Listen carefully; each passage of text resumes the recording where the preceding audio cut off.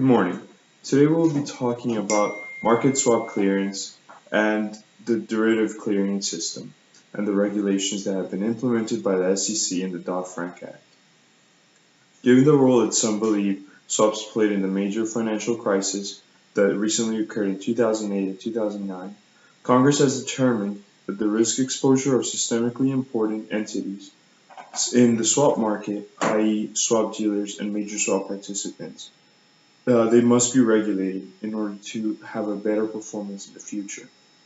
Swap dealers and major swap participants that are depository institutions will be subject to capital and margin requirements imposed by the primary regulator, i.e. the Federal Reserve, the OCC, and the FDIC.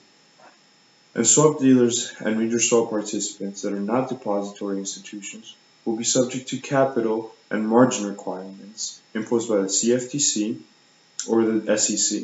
In addition to risk exposure regulations, swap dealers and major swap participants will also be subject to conduct regulation, such as disclosure and reporting requirements and business conduct standards by the CFTC and the SEC.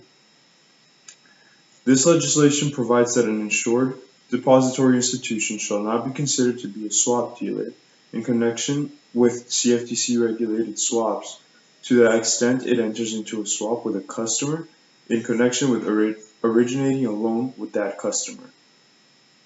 A swap dealer is defined in the legislation as any person that satisfies any of the following criteria: holds itself out as a dealer in swaps, makes a market in swaps, regularly enters into swaps with counterparties in the ordinary course of business for its own account, engages in any activity causing the person to be commonly known as a dealer or market maker in swaps in connection with CFTC-regulated swaps. With respect to CFTC-regulated swaps, the legislation carves out excluded financial entities from the definition of an MSP.